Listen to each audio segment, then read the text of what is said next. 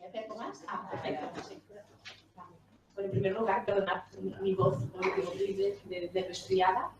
Intentaré que no me coja un ataque de tos y pueda hablar lo que tengo que decir. Bueno, agradecer a AFNE la oportunidad de estar hoy aquí y agradecer a todos vuestra asistencia. Vemos alguna cara conocida de familias que apreciamos.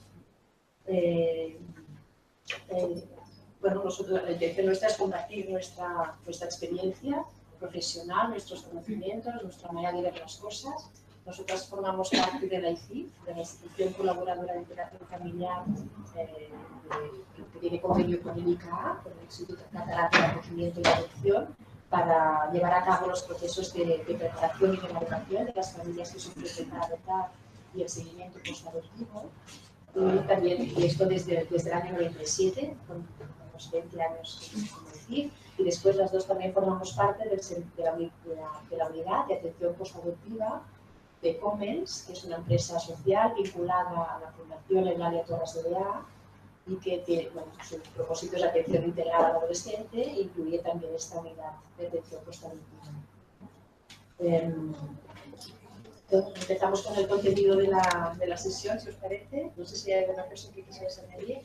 Quería empezar parándome un poco a comentar las palabras que hemos escogido para el título del coloquio de hoy, porque no son casuales que hayamos escogido estas. Empezaré por la palabra acompañamiento. Los profesionales y también las familias nos hemos ido refiriendo de distintas maneras a esta tarea que tienen las familias adoptivas de informar a los hijos de su historia previa a la adopción, de sus orígenes. Bueno, la primera que usamos fue revelación, que seguro que a algunos os suena.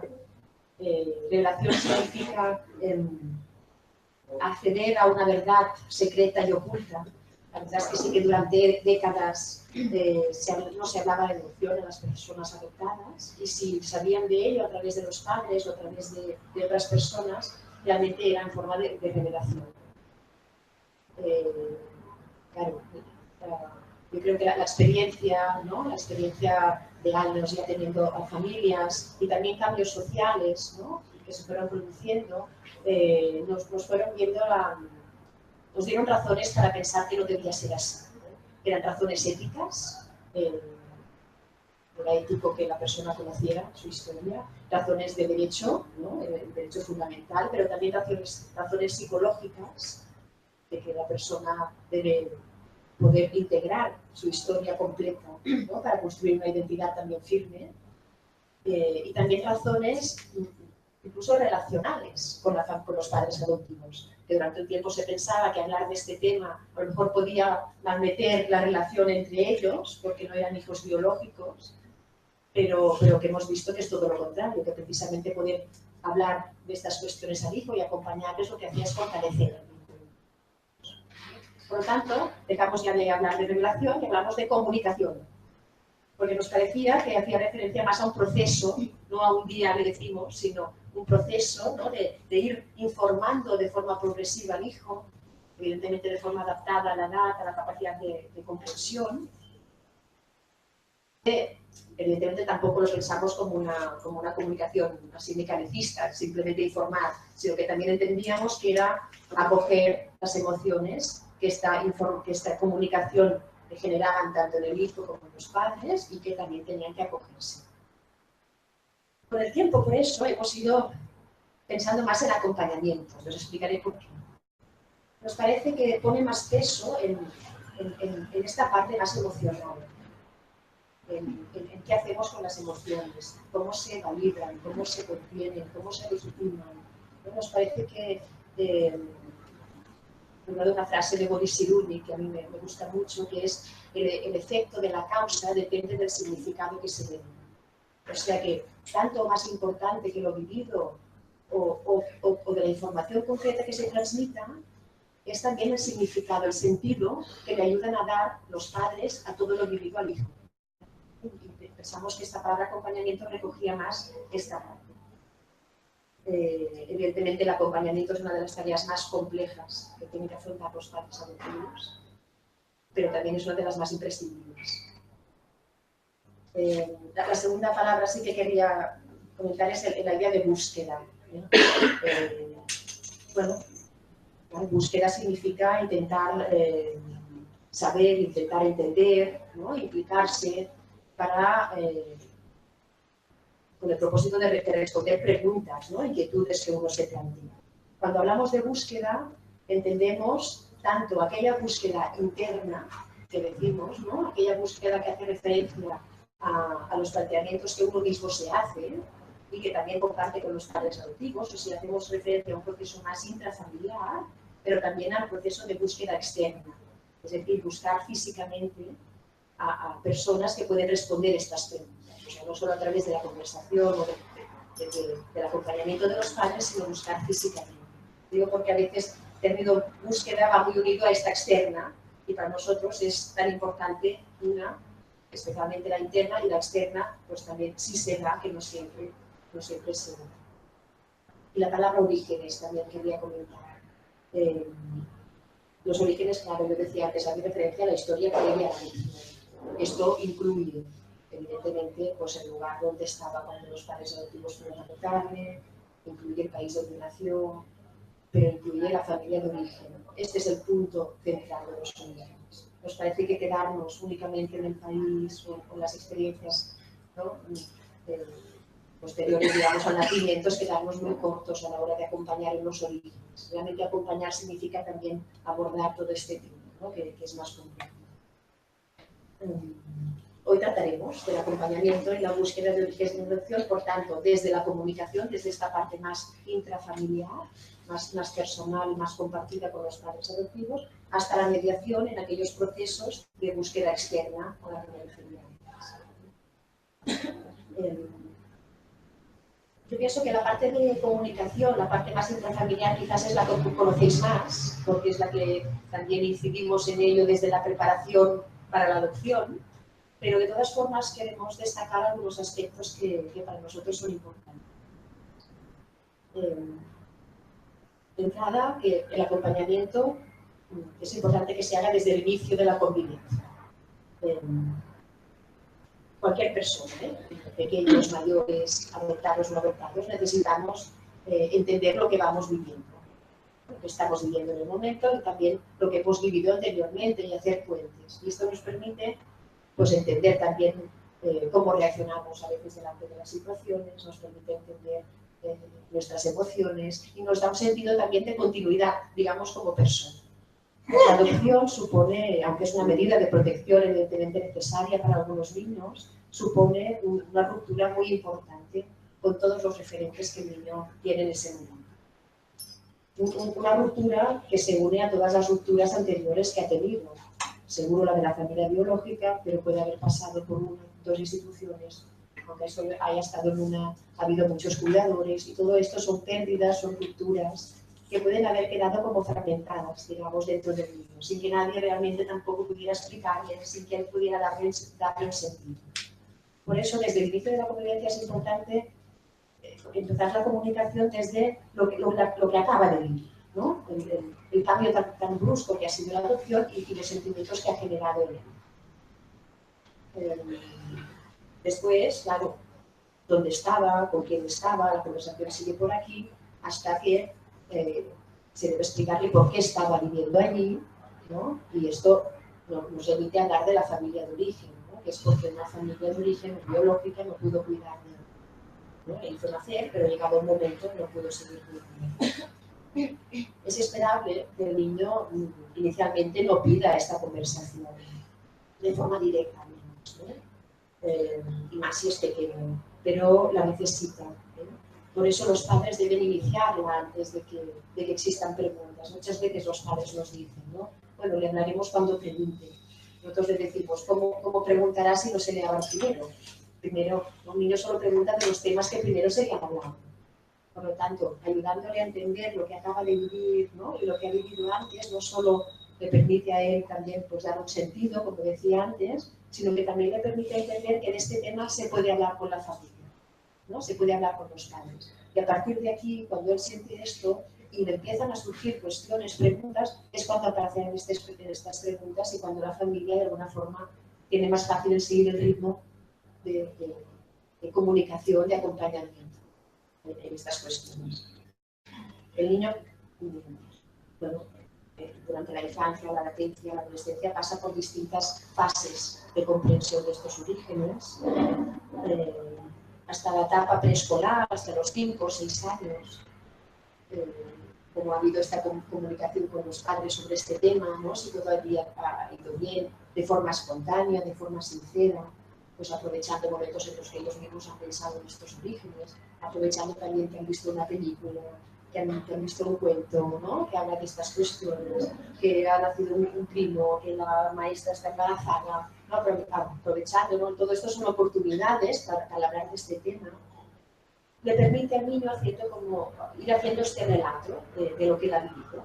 Y realmente, hasta esta edad lo explican casi como un cuento, porque también los padres, para ayudar a entender, lo explican así. Y es capaz de explicar su historia quizás en una comida familiar, a la maestra, ¿no? que él pues, la señora que le tuvo en la barriga, o la mamá de Etiopía, no pudo cuidar de él y por eso ahora está aquí. Pero lo explica como esto, como un cuento, como una anécdota, pero todavía no ha entendido realmente la importancia o la trascendencia de esta situación.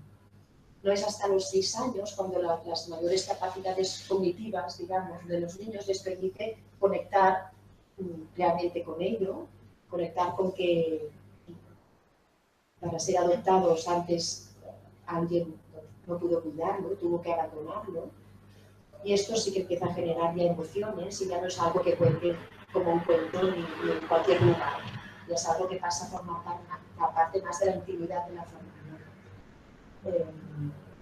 Aparecen entonces sentimientos intensos, sentimientos de pérdida de la familia biológica, pero también de pérdida en el sentido de no haber nacido de los padres que tengo día a día, de los padres que quiero. Y eso también es una pérdida, es un duelo que tengo que hacer. También sentimientos de culpa, de vergüenza, a veces se preguntan qué he hecho yo, ¿no? Que nos explican, ¿no? Que es así, que he hecho yo, quizás no le gusté, quizás hice algo, lloré mucho, ¿no? Y son más aspectos autorreferenciales en relación al abandono, que pueden generar también sentimientos de culpa, de vergüenza, y también el miedo a un nuevo abandono. Si me ha pasado una vez, porque no puede volver a pasar. Evidentemente, en esta etapa el acompañamiento que antes decía, acompañamiento emocional, es imprescindible.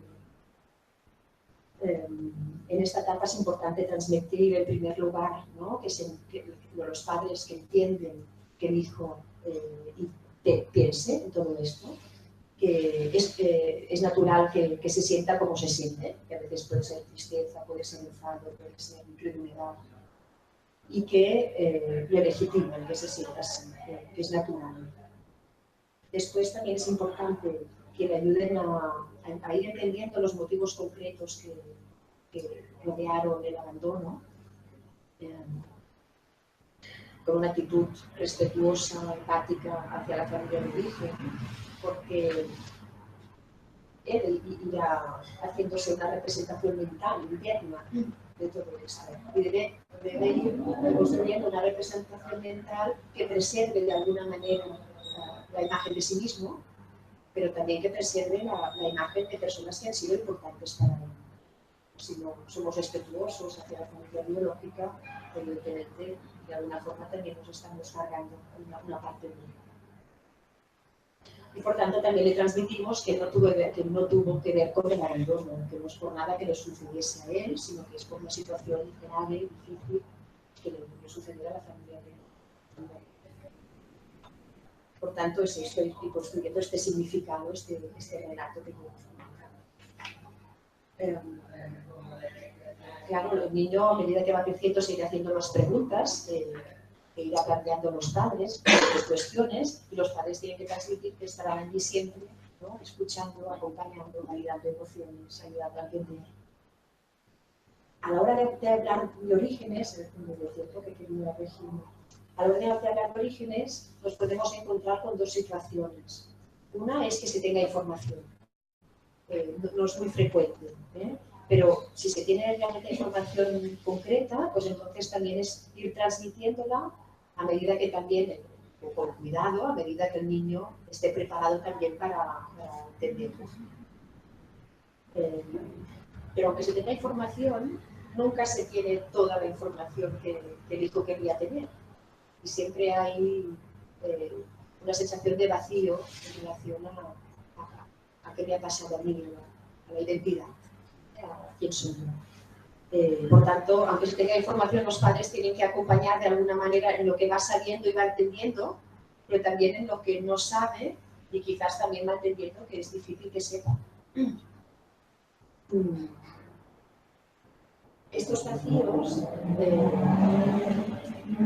o sea, aunque no se tenga, si se tiene conocimiento de situaciones especialmente graves o concretas, ¿no?, del hijo, que a veces uno no sabe cómo transmitirlas, o incluso si transmitirlas al hijo, es importante que se consulte, ¿no?, sea en el seguimiento, sea en consultas, en unidades especializadas, se consulte a ver qué se hace con esta información. Si no se tiene información, o se tiene muy poca, esta es la situación más habitual. Claro, aquí el vacío de conocimiento, la sensación de vacío es mucho más grande y genera frustración tanto en el niño, pero también en los padres adoptivos que querrían poder responder a aquello que el hijo les pregunta. Cuestiones en este sentido que nos parecen importantes. La primera es que no tener información no exime de hablar de los orígenes al hijo. Sabemos seguro que esta familia biológica ha existido, sabemos que le preservó como pudo durante el embarazo, le hizo nacer, y que en algún momento dado no pudo cuidar de él, ¿no? O sea que realmente estas ya son cuestiones muy importantes que ya se pueden trabajar aunque no se tenga información. Con estos vacíos de información que no se tenga, pensamos que es importante llenarlos de alguna manera, aunque no se pueda con la información concreta, sí a través de la conversación con el hijo, a través de preguntarle tú qué te imaginas, ¿no? Y que los padres también puedan transmitir qué es lo que se imaginan ellos. Por ejemplo, en relación a los motivos del abandono, a veces son desconocidos, pero es importante también preguntar al hijo qué se ha imaginado, ¿no?, si realmente tiene una edad para responder esta pregunta.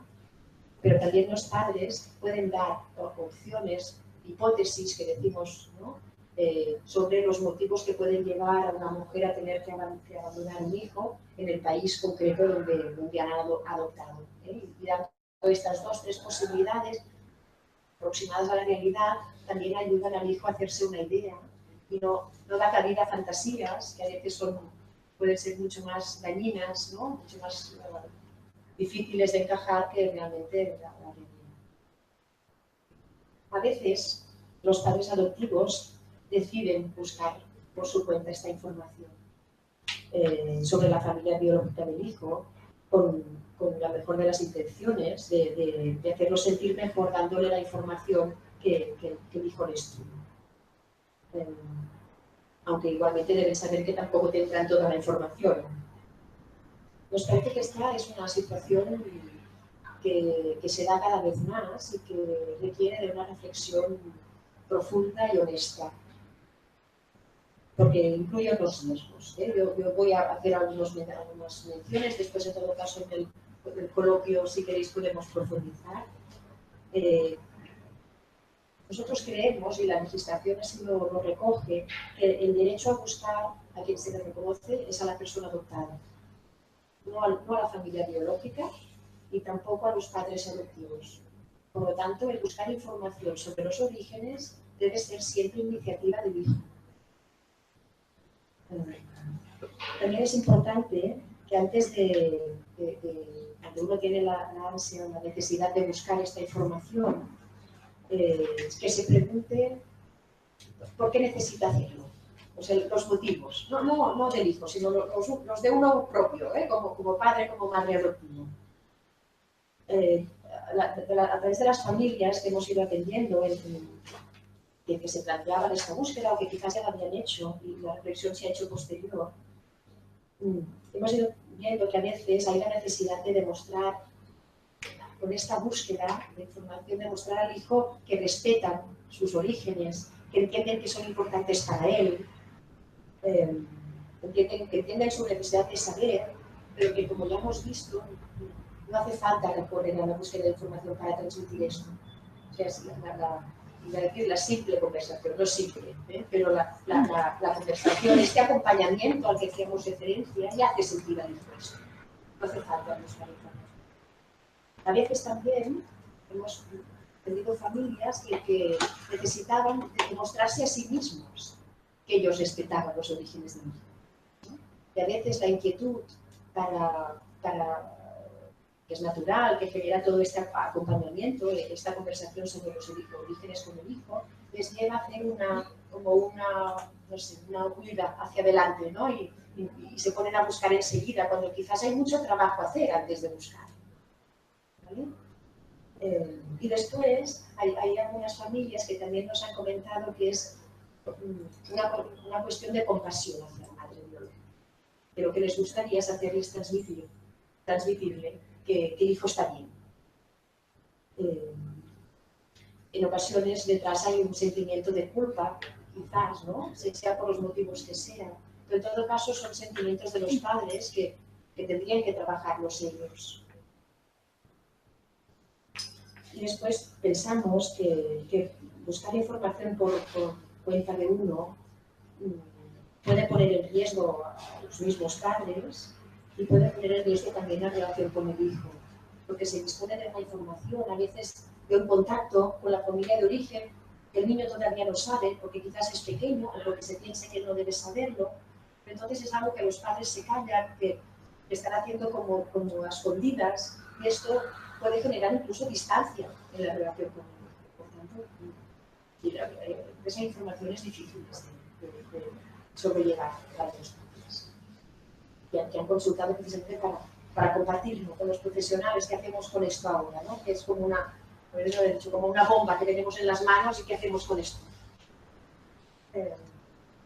Claro, cuando no solo se busca información, sino que se establece un contacto con la familia de origen por parte de los padres, los riesgos son todavía mayores.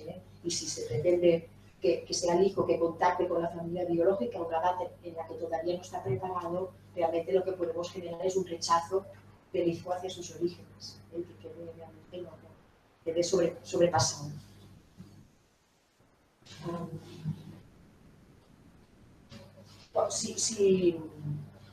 Si la familia ya ha buscado esta información y no sabe qué hacer con ella, o si la familia mantiene este contacto con la familia biológica, o si la tiene ya el propio hijo, o si un hijo menor de edad se plantea buscar información, pensamos que la conducta más protectora y más responsable es consultar con un profesional, con un mediador. Esta es una figura de creación más reciente en la adopción, la del mediador en búsqueda de orígenes, que realmente haga todo un trabajo previo de valoración de por qué en este momento, de por qué se quiere buscar, y que pueda hacer también en un momento dado un trabajo de qué hacer con la información, que se dispone incluso de establecer unas condiciones de contacto, ¿vale? Pero sí que pensamos que tiene que pasar siempre por un profesional y no ser de vía directa. Que sabieron primero que ella es mediadora familiar, pienso que ahora nos explicará muy bien esta figura y este proceso de mediación que se debe llevar a cabo cuando es necesario. ¿Sí? ¿No? ¿Y ahora? Ahora sí. Bueno, no sé si la explicaré muy bien esta figura, pero lo intentaré. Me gustaría primero empezar, buenas tardes a todos, y empezar explicando, Montse nos explicaba, ¿no?, muy bien lo que es la búsqueda interna, ¿no?, con este acompañamiento imprescindible de los padres adoptivos, ¿no?, con el hijo. Yo voy a intentar centrarme un poquito más, antes de entrar en la figura del mediador, en lo que significa la búsqueda externa, ¿no?, la búsqueda activa de los orígenes, la búsqueda física, ¿no? Me gustaría citar a Daniel Rosso-Lobo, no sé si algunos de los que están aquí lo conocen. Él es psicólogo experto en adopción, responsable del proceso de mediación tal y como lo conocemos y nos hemos formado para ello, y trabaja en la unidad de postadopción de la Junta de Andalucía. Él define la búsqueda de orígenes, la búsqueda externa, como un proceso, la palabra proceso también me parece muy interesante, un proceso para conocer, contactar y relacionarse con las personas significativas de su familia o su cultura de origen que realizan las personas adoptadas. Tal y como explica Cristina Negra en el libro Soy adulto, soy adoptado, la búsqueda externa, al igual que la interna de la que hemos estado hablando, continúa siendo un proceso íntimo y personal de la persona adoptada, pero continúa precisando el acompañamiento de las personas importantes, significativas en su vida, evidentemente los padres adoptivos, ¿no? que le habrán acompañado durante todo el proceso de búsqueda interna, pero por supuesto también su pareja, si es que la tiene, sus amigos más íntimos y las personas con las que él decida contar. Y por supuesto también con la ayuda y con el apoyo de un profesional o de un equipo multidisciplinar. Pensamos que es imprescindible que esté especializado en adopción, no serviría cualquier profesional de la mediación familiar, por ejemplo, ¿no? Pensamos que es muy importante en este caso que haya una especialización. Este profesional y este equipo multidisciplinar que pueda ayudar en la elaboración del proceso para poder comenzar a dar respuestas a preguntas tales como ¿qué estoy buscando? ¿Qué encontraré? ¿Seré capaz de asumir lo que encuentre? Y una vez lo haya encontrado, ¿qué hago con todo esto, ¿no? ¿Qué hacemos con el post-encuentro? La búsqueda activa, por supuesto, precisa entonces de una preparación previa. Antes de decidir emprender el proceso de búsqueda externa, se hace muy necesario poder plantearse diversas posibilidades. Una de ellas es la posibilidad de no encontrar, o bien de encontrar a la persona que se busca encontrarla muerta, o encontrar y que la persona a la que buscabas no quiera saber de ti. El adoptado tendría que prepararse acompañado para que puedan caber en sus expectativas todas estas o algunas de estas posibilidades. El riesgo de no prepararse para diferentes escenarios es el de volver a sentirse fracasado en su búsqueda y poder revivir un nuevo abandono, esta vez más grave y más devastador, dado que uno es más consciente del mismo. Algunos estudios afirman que no todos los adultos adoptados inician una búsqueda externa de los orígenes biológicos. Esto evidentemente no quiere decir que en algún momento de la vida no se lo planteen, no lo hayan pensado, no lo hayan imaginado o no les interese, pero no todos dan este paso de buscar activamente. Así como todos los adoptados, el 100% de las personas adoptadas, necesitan llevar a cabo una búsqueda intrapsíquica, es la que ahora explicábamos, ¿no? con la búsqueda interna. De momento, pensamos también que porque es un tema, el tema de la mediación familiar en busca de orígenes es un tema incipiente, de momento son relativamente pocas las personas adoptadas que deciden pasar al siguiente nivel, haciéndolo con este método de acompañamiento. A la persona adoptada, no siempre le surge la necesidad de iniciar la búsqueda. Hay personas que tienen episodios intermitentes en los que desean buscar y personas que rechazan de por vida el emprender e iniciar una búsqueda activa de sus orígenes, bien porque piensan o sienten que esta búsqueda solamente tendría en ellos efectos negativos por lo que encontrarían o por lo que no encontrarían, o bien por un posible conflicto de lealtades en relaciones a sus padres adoptivos, estén equivocados o no. Quiero decir que ahí conocemos casos de personas en los que los padres adoptivos han mostrado, han validado el sentimiento de buscar en el hijo, le han transmitido que le acompañan y que le apoyan en esta necesidad. Sin embargo, el hijo adoptado sigue pensando que sus padres se sentirían rechazados o postergados ante una posible relación con sus padres biológicos. En todo caso, todas las decisiones son válidas siempre que sea el adoptado quien decida qué opción escoger. Esto es importante, que hemos ido recalcando todo el rato. Nunca, evidentemente, debería de ser la familia biológica la que se pusiera en contacto con la persona adoptada, ni por supuesto la administración, ni por supuesto los organismos de adopción, sin la solicitud previa del adoptado que desea iniciar la búsqueda. Otros estudios hablan del perfil más frecuente de la persona adoptada que desea iniciar esta búsqueda activa. Es curioso que el perfil más frecuente es en un 85% mujeres. Mujeres de entre 25 y 35 años que generalmente se encuentran, parece ser, en un momento de su vida estable.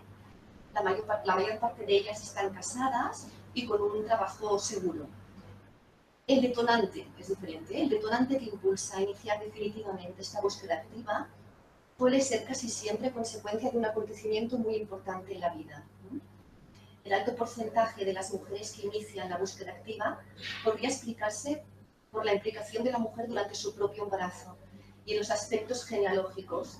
Las mujeres se sienten con más frecuencia en contacto con sus sentimientos y sienten que buscar sus raíces las puede enriquecer. Las mujeres en general suelen tener más necesidad que los hombres de identificarse con una madre de nacimiento para resolver sus propios conflictos. El conocimiento de la herencia genética, la conexión con la madre biológica es más intensa durante el periodo del embarazo. La persona adoptada que espera un hijo biológico conecta con su propio embarazo, con su propio nacimiento y con la entrega o abandono que sufrió. En la investigación a la que antes me refería, llevada a término por Cristina Negra el año 2011, la mayor parte de las mujeres a las que ella entrevistó manifestaron que su deseo de iniciar una búsqueda se identificaba mucho más en las fechas próximas a su propio cumpleaños o evidentemente durante los embarazos.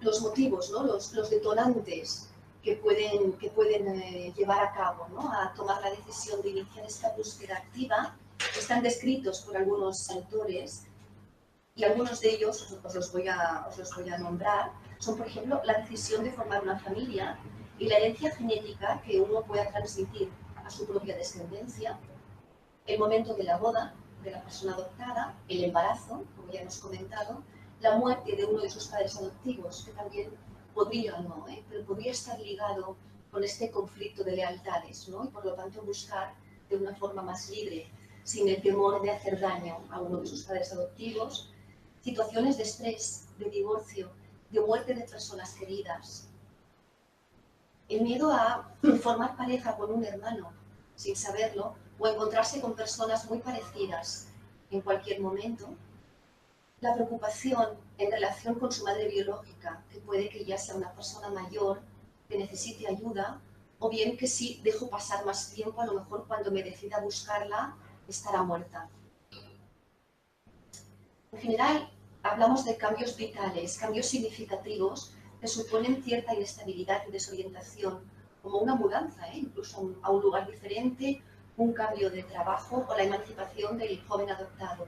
Cambios que suponen pérdidas. Y sabemos que normalmente, habitualmente, las pérdidas que sufrimos nos remiten a pérdidas anteriores. Por tanto, el sufrir una pérdida puede conectar con una pérdida anterior.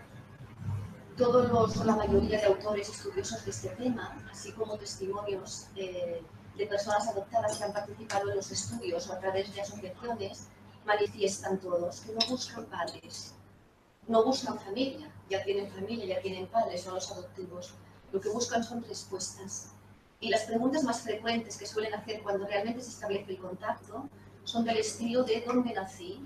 ¿A qué hora nací? ¿Has pensado en mí? ¿Tengo hermanos? ¿No? Y también el deseo, ¿no? Algunos relatos o testimonios de personas adultas adoptadas que han encontrado y han contactado con su madre biológica nos explicaban muy emocionadas el momento en que la vieron y pudieron ver que se parecían físicamente a esta persona, ¿no? Es un momento muy impactante. Existe una asociación que también existe en España, ¿no? Pero en Francia, es la Asociación de la Voz de los Adoptados, que a través de su web explica algunos puntos dirigidos especialmente y directamente a la persona adoptada que desea iniciar o que se está planteando poder iniciar la búsqueda externa de sus orígenes y expone unos puntos pues, a tener en consideración, ¿no? Como para ir preparando el camino. Me parece importante que los podamos comentar, ¿no? Primero dicen, buscar no siempre significa encontrar. Tú ya te sitúa de entrada, ¿no? Es importante no empezar la búsqueda en momentos difíciles o problemáticos de la vida, ¿no? Ya que encontrar no es la solución delante de un sentimiento negativo, sino que incluso puede ser que este sentimiento empeore. Por eso hablábamos de la preparación previa a la búsqueda, ¿no? Si es el momento adecuado, si uno emocionalmente, personalmente, está en un momento suficientemente estable de su vida, ¿no? Pero que el detonante no sea un mal momento, ¿no? O una frustración o una decepción, una ruptura de pareja, ¿no? Por ejemplo. también tiene en consideración, es decir, que es importante tener la madurez y la ayuda para poder asumir situaciones adversas, como descubrir datos de la historia difíciles de asimilar, datos de violencia doméstica que hayan podido sufrir tu madre biológica, violaciones, prostitución. También le dice a la persona que inicia o que se está planteando iniciar la búsqueda, tú eres quien inicia la búsqueda y quién quieres encontrar a la familia biológica. Pero realmente no sabes si ellos están preparados para ser encontrados y si ellos quieren conectar contigo, ¿no? Por lo tanto, también es importante, ¿no? La figura del mediador, después intentar explicar, la figura del mediador también prepara y protege a la familia biológica, especialmente a la madre que tuvo que dar su hijo en adopción.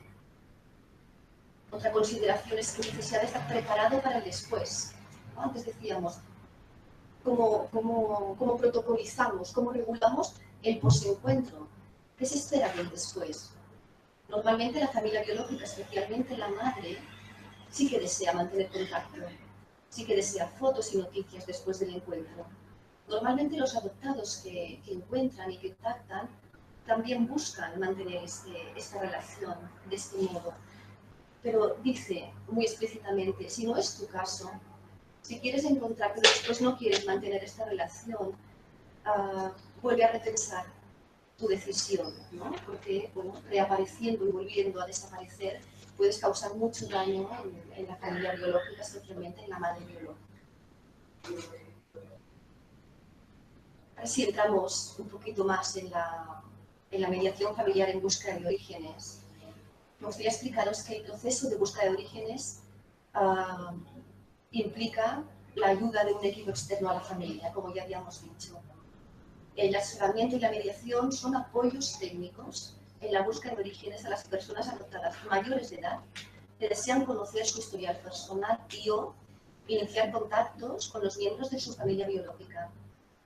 El mediador familiar es un profesional cualificado, o tendría que ser, un personal cualificado, imparcial, por supuesto sin capacidad de tomar decisiones por las personas que desean buscar. Ha de posibilitar vías de diálogo y ha de posibilitar vías para encontrar el mutuo acuerdo.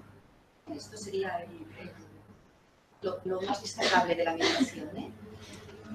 Los profesionales y yo misma considero imprescindible que el equipo, tal y como hemos comentado antes, este equipo que lleve a término el proceso de mediación en busca de orígenes esté especializado, formado y tenga mucha experiencia en el trabajo en adopción, porque tiene matices muy concretos y muy particulares, bueno, pues que no tienen el resto de las familias, ¿no? Es otra configuración. Es importante también deciros que la mediación familiar no garantiza un encuentro de éxito, ni tan solo garantiza que haya un encuentro, pero sí que es un buen camino para poder iniciar el proceso de búsqueda activa de los orígenes. De hecho, el éxito de la mediación familiar en busca de orígenes, sobre todo el proceso de acompañamiento en la búsqueda externa, el éxito no se mediría tanto en el encuentro final, sino realmente en haber podido acompañar emocionalmente y dar soporte y apoyo a la familia que está buscando y evidentemente siempre respetando su decisión de poder parar en cualquier momento, incluso poder con el tiempo poder retomar el punto en el que se habían quedado, ¿no? Pero siempre respetando su decisión. Me gusta recalcar la ley del 2007, de 28 de diciembre, que reconoce el derecho de la persona adoptada a conocer a su familia de origen. Este derecho entra en conflicto con el derecho a la intimidad que tiene la otra parte. Por lo tanto, al iniciar un proceso de mediación, en este momento se hacen compatibles estos dos derechos, ya que la mediación es voluntaria por las dos partes. Las dos partes, es decir, la persona que es buscada y la persona que busca, han de aceptar el traspaso de información total o parcial, de manera bidireccional y sin coacción. El mediador no ha de ser ni juez ni árbitro en este proceso, es un observador. Es un guía que acompaña y que expone y que ofrece las herramientas necesarias a las personas mediadas para que ellas las utilicen en el momento que decidan y en el momento adecuado. Es también el mediador, en el caso de búsqueda de orígenes, un transmisor de mensajes entre las dos partes, regulando, tal y como explicaba antes Monse, ¿no? Filtrando, regulando los ritmos de la información antes de arribar al encuentro, antes de llegar al encuentro, si se diera el caso. Generalmente el mediador trabaja, o debería de trabajar respaldado por un equipo de profesionales de la salud mental y de la adopción que primero valoren a la persona adoptada y lo preparen para el inicio del proceso de mediación familiar. En todo caso, el mediador, durante todo el proceso, debería calibrar en qué momento se encuentra la persona que desea buscar.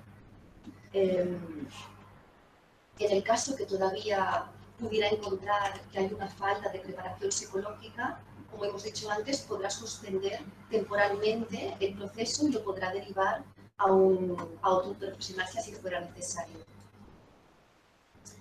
El mediador normalmente no investiga en la búsqueda ni en la localización de los orígenes biológicos del adoptado, sino que comienza a participar en esta búsqueda en el momento en que se ha verificado el nombre de la persona que se desea buscar y se le suele entregar una relación de personas que responden a ese nombre, con un teléfono, con una dirección y con otros datos identificativos para poder empezar a iniciar el contacto entre ellos y poder descartar aquellas personas que no tienen relación biológica con la persona adoptada. Normalmente estos datos se suelen facilitar al mediador por la propia persona que inicia la búsqueda, que es la que normalmente ya ha podido hacer esta investigación, ¿no? por llamarlo así. No tenemos tiempo, no creo, y sería muy meternos ahora en las fases del proceso de mediación. Quizás sería para hablarlo largo entendido. No sé si es mejor iniciar debate o poder... Sí, de hecho hay una familia, la familia Vives, que bueno, está invitada. ¿Hablo desde aquí o...? Sí.